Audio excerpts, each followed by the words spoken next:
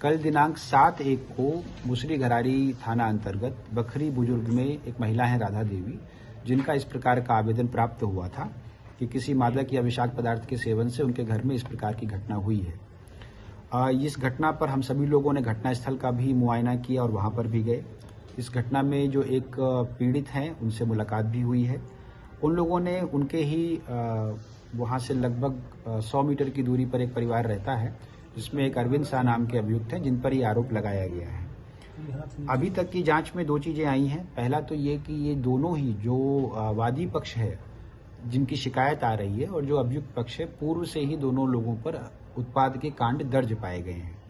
जो अभियुक्त हैं इन पर मुसरी घरारी थाना कांड संख्या 157-23 और जो मृतक हैं उनके एक दूसरे पुत्र हैं, उनका भी नाम अरविंद शाह ही है, उनके विरुद्ध 168-19 और 284-19 कांड दर्ज पाए गए हैं।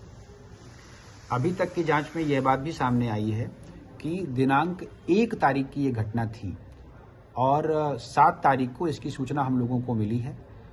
परिवार का ये कहना है कि उन्होंने स्थानीय किसी डॉक्टर को उनको दिखाया था। ये भी हम लोग इस बिंदु पर भी जांच कर रहे हैं कि अगर उस समय ये मेडिको लीगल केस था तो उनके द्वारा स्थानीय थाने को या फिर ज्यूरिसडिक्शनल थाने को इसकी सूचना किस परिस्थिति में नहीं दी गई है।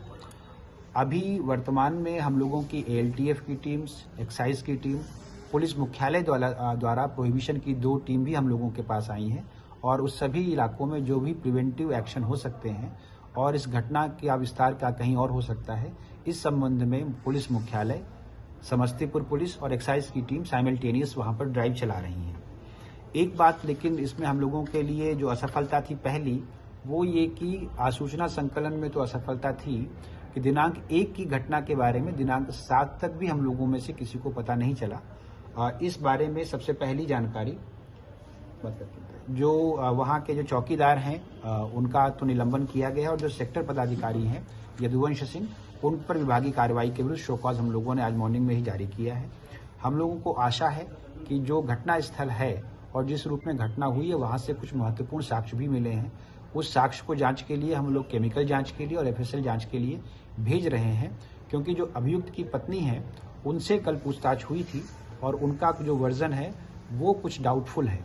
तो इन दोनों जो वर्जन है, जो वादी पक्ष है और जिन पर आरोप लग रहे हैं, दोनों जो वर्जन है उनकी तुलना करने के बाद और उनका इन्वेस्टिगेशन करने के बाद हम लोग इस रूप में आप लोगों को आगे भी ब्रीफ करेंगे इस मामले के बारे में।